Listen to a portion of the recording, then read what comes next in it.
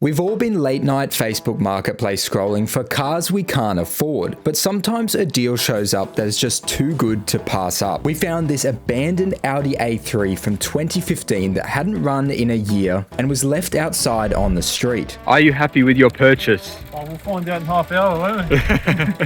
The biggest issue with buying abandoned cars is that it's very rare for people to dump cars this new unless they have a serious issue. There it is, mighty 1.4 litre turbo. But sometimes you just get lucky. We'll find out if it doesn't break down on the way home. And knowing Kylie's going to thrash it. Mate, see that corner up there? I'm going sideways.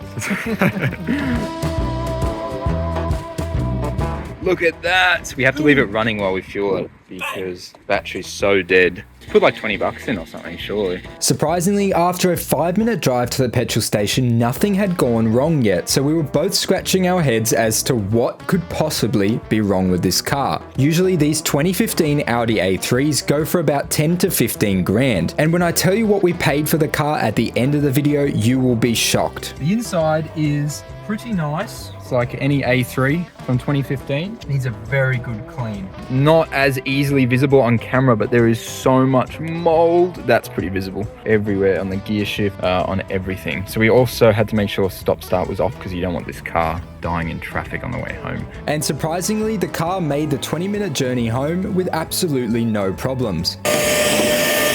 Now, all we had to do was detail the car very thoroughly to get all that mold out, as well as service it and fix any little issues that it might have, which turned out to be a little bit more of a nightmare than we expected. Fixing the rear handbrake caliper on the Audi. We're looking at a video to rebuild it. Do not take the car, turn it on when you have the caliper off, because the parking... What did we do when we had the caliper off? We turned the car on. So the car came with a bunch of goodies. Yeah, we have a Allen screw. We have a cricket ball. I might even keep that in there. We have a pair of pliers. God, open. Just need some WD-40. Try open that motherfucker here right now. Oh, yeah, you just don't want $5, do you? They are properly rusted. Yeah, you just don't want $5. An old mate knew how to fucking party. Yeah, look at that. I feel like I kind of have to take a shot out of that because I bought the car. Yeah, right now, go on. Oh, they don't even have a pencil. Yeah! Once we got all the previous owner's stuff out of the car and in the bin, we decided to hit the interior with a bunch of Ajax. This would hopefully kill any of the mold and we could wipe it all off. As you can see, we've soaked the leather. There you go, mold no more. Gonna wake up tomorrow and my fingers are gonna be covered in fungus. Look at this up close. That's actually f***ing foul.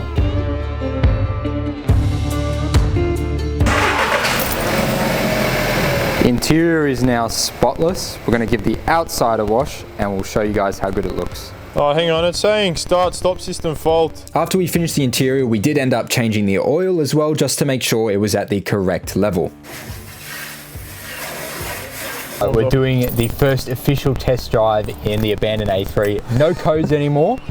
We're testing sport mode now. Quick little U and we'll go back up. You can't really hear it on the camera, but there was a pretty bad squealing coming from the back brakes. While Kyle's busy doing that, we're gonna get to doing the brakes on this car because it needs brakes done before it gets sold. He didn't pass a blue slip because the guy said he went to brake and he had a... We picked up front and rear pads and discs for the car for under $1,000. So we've got these bad boys, the valve cover caps, because some of them are missing and it's doing my fucking head in. Even though they do absolutely nothing. Space of thought that counts. Rotor off. And now we have the new rotor going back on. Here's a warped one, and you see the rust is ridiculous. Oh bro. What? They're wrong. F*** off. Look at that. Are you serious, c***? Are you joking? Yeah. You are joking? Yeah.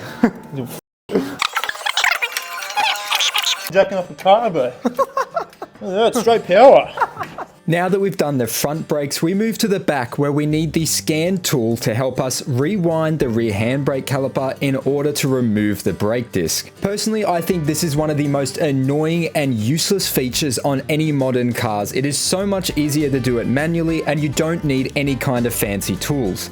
Ah, see that fucking muscle, bro? Oh, car hasn't got shit, man.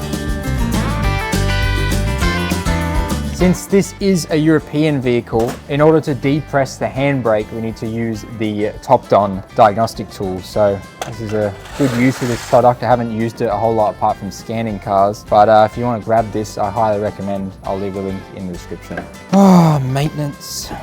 Unfortunately for this car, it wasn't that easy. For some reason, the caliper decided it did not want to retract, so when we took it off the car, it still wouldn't decompress, and we couldn't fit the new pads on. On top of that, it ended up overextending all the way out of the caliper and popping out. Yeah, this is over-engineering at its finest. Oh, well, that's now stuck. So we thought this job would be easier with alcohol. I don't know if it's going to be easier with alcohol or easier with... It's now fucking stuck, eh?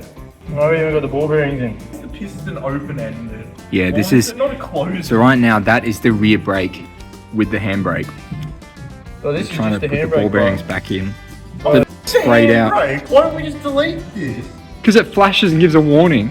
Oh, so does my one. So I just ignore the sound it makes every once in a while. Bro, it's fucking stuck. But after a few hours of research, we ended up finding out how to fix it, and Kyle put it back together, only to realize there was a sensor that had torn off the back wheel and needed replacing. We got this done at a shop and it cost $750. This car was sold as non-running, and we were under the impression that there was something majorly wrong with it, and the previous owner deemed it not worthy of saving. But after a few days of hard work and a bit of extra money, this car turned out absolutely mint.